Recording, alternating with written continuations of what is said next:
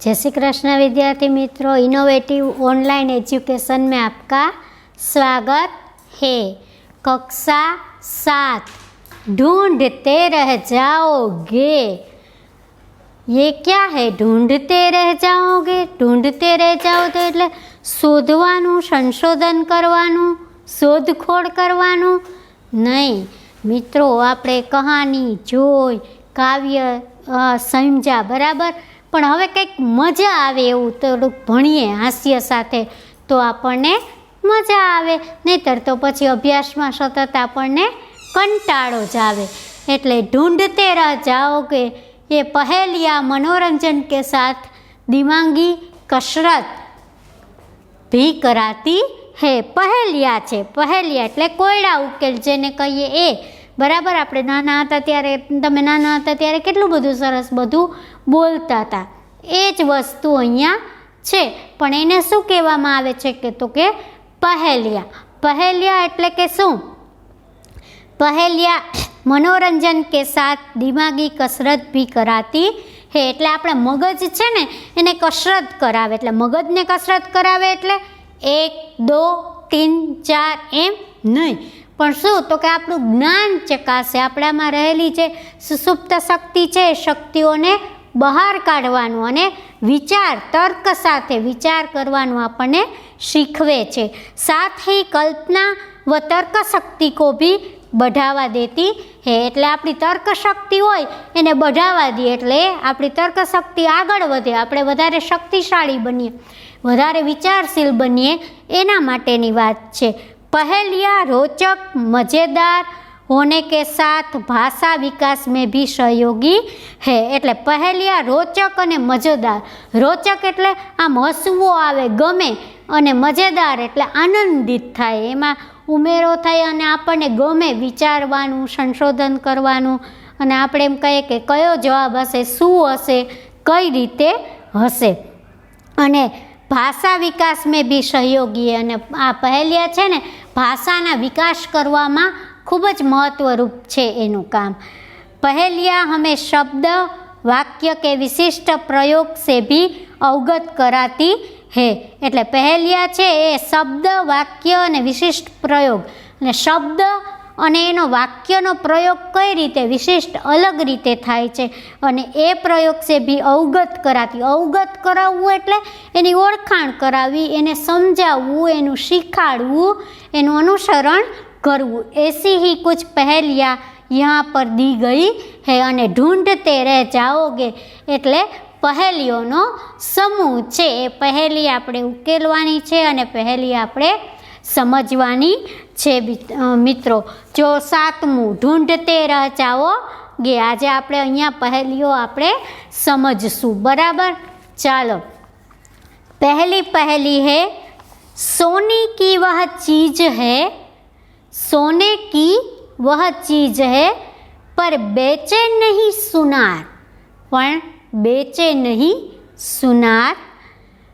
मोल तो ज़्यादा है नहीं, मोल तो ज़्यादा है नहीं, बहुत है उसका भार, पर वो बहुत भारी है। सोने की वह चीज़ है એટલે सोने, जो देखो मित्रों, सोना और सोने दोनों में फ़र्क है।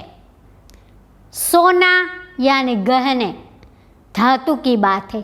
यहाँ सोने की वह चीज़ है, सोने, सोने यानी किसकी बात है?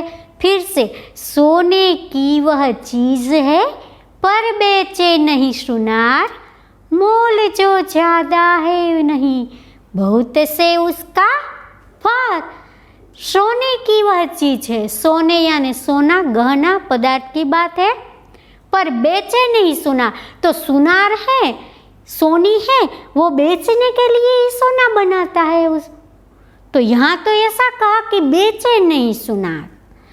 मोल तो ज़्यादा नहीं है, मोल दाम ज़्यादा नहीं है, सोने का दाम तो बहुत बढ़िया है, बहुत ज़्यादा है, पर इसका तो मोल ही ज़्यादा नहीं है। मोल है, रुपये है, पर कैसे है? ज़्यादा नहीं है। बहुत है उसका भार, पर उसका भार बहुत है। उसका वजन बहुत है। भार वजन यानी क्या? हम उसको तौल सकते हैं ऐसा नहीं है, पर उसका वस्तुतः उसका भार बहुत है, उसका वजन बहुत है, उसके मायने रखते हैं हम। ठीक है। सोने की वह चीज़, सोने या सोना पदार्थ नहीं है, लेटने की बात है, आराम करने की बात है। सोने यानी लेटने की, आराम, बिस्तर की बात है, चारपाई की यहाँ बात है मित्रों। पर बेचे नहीं सुनार, सुनार है પણ એ बेचता नहीं है। सोनिया वस्तु बेचतो नहीं। मोल तो ज़्यादा है नहीं, मोल उसका पैसा, उसकी कीमत ज़्यादा नहीं है, वधारे नहीं। बहुत है उसका भार, पर उसका भार वजन बहुत है। ये क्या है मित्र? ये है चारपाई, खटिया यानी पलंग की बात की है। चारपाई, जिसको चारपाई है उसकी बात है।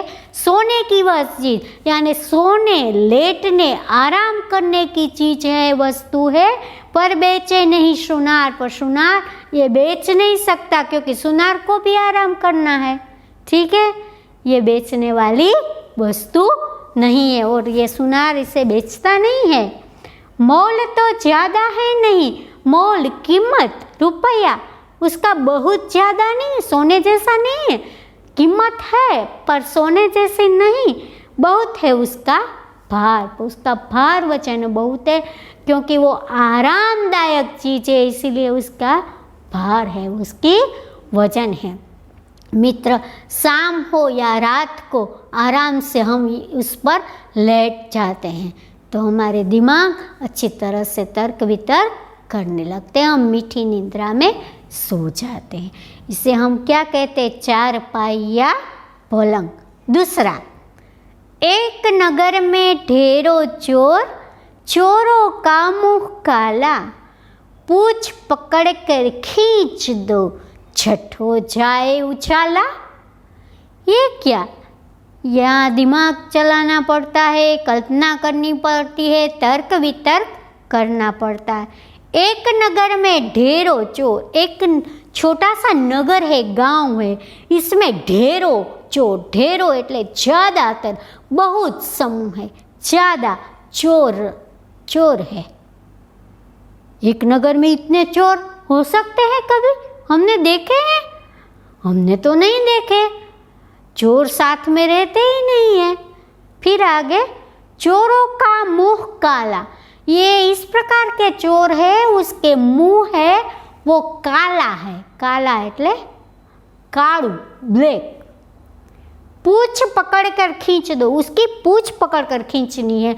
तो चोर की पूछ, चोर मानव जैसे होता है तो उसकी पूछ नहीं है, तो ये कैसा चोर है? उसकी पूछ पकड़ कर खींचो, झट हो जाए उजाला, और उजाला हो जाए, रोशनी हो जाए। तो ये किसकी बात कर रहे हैं?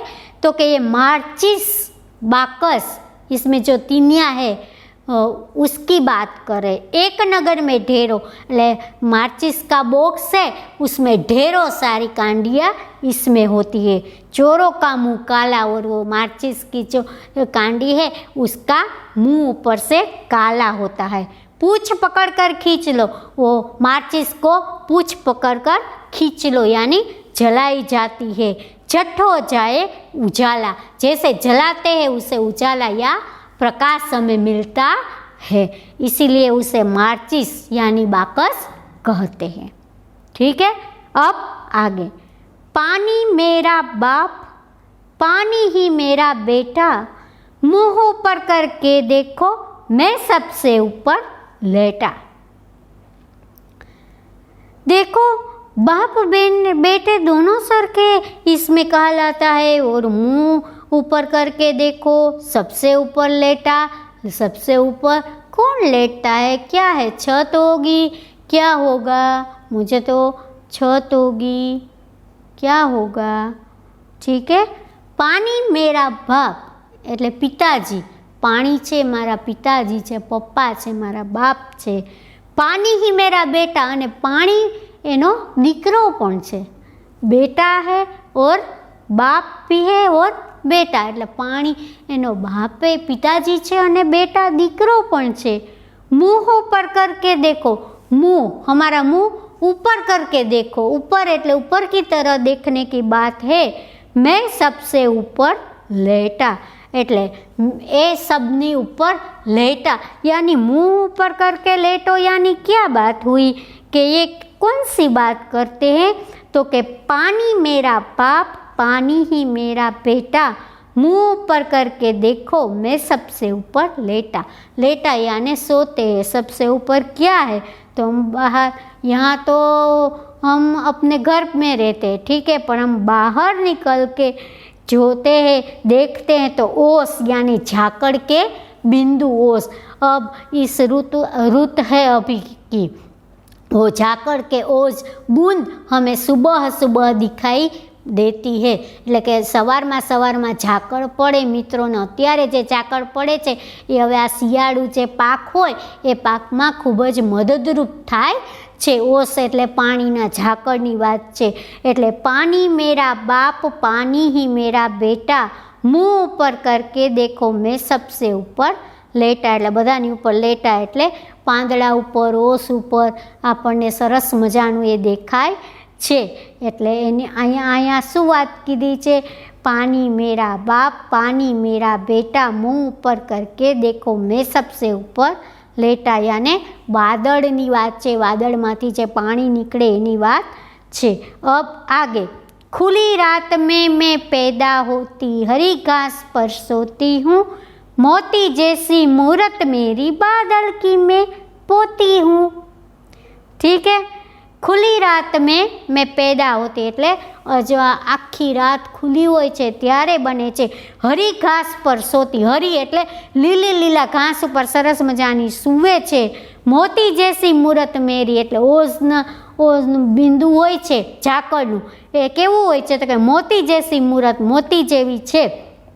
બાદલ કી મેં પોતી હું, અને બાદળ એટલે વાદળાની પોતી, પોતી એટલે દીકરાની દીકરી કહેવાય એને। ઓસ એટલે કે ઝાકળની વાત અહીંયા છે ને, અત્યારે મેં તમને હમણાં કીધું એમ ઝાકળ સરસ મજાની જોવા મળે છે। फिर से, सोने की वह चीज है पर बेचे नहीं सुनार, मोल जो ज्यादा है नहीं बहुत है उनका भार।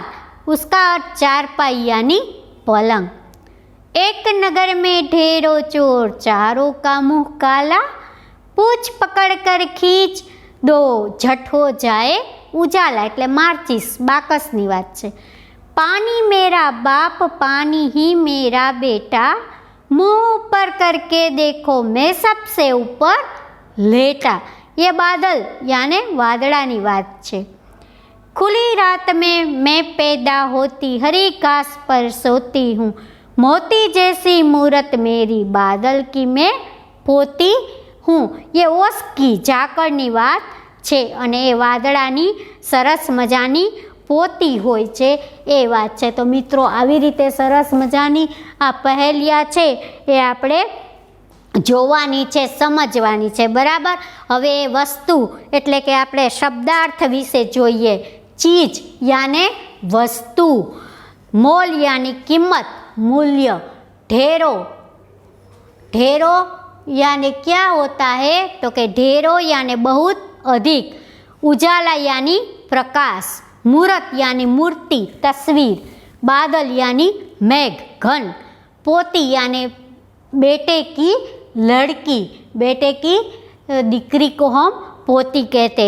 और चुगलखोर એટલે पीठ पीछे बुराई करने वाला, चीज એટલે જે ચીજ વસ્તુ છે આપણે વાપરીએ છીએ એની વાત। મોલ એટલે કિંમત મૂલ્ય, ઢેરો એટલે બહુ ખૂબ જ વધારે, ઉજાલા એટલે પ્રકાશ, મૂરત એટલે મૂર્તિ, તસવીર, બાદલ એટલે મેઘ અને ઘન, પોતી એટલે બેटे की लड़की। और चुगलखोर એટલે પીછે પીઠ પીછે બુરાઈ કરને વાલા એટલે આપણી સામું ન કહે પણ પાછળથી આપણી બુરાઈ એટલે આપણા વાતો નેગેટિવ વાતો હોય એ કહે એને શું કહેવાય ચુગલખોર એટલે કે પીઠ પીછે करेली बात को हम क्या कहते हैं बुराई करने वाला। ठीक है, तो ढूंढते रह जाओगे वो पहेलियाँ मनोरंजन के साथ दिमागी कसरत भी हमको कराती है। जय श्री कृष्ण मित्रों।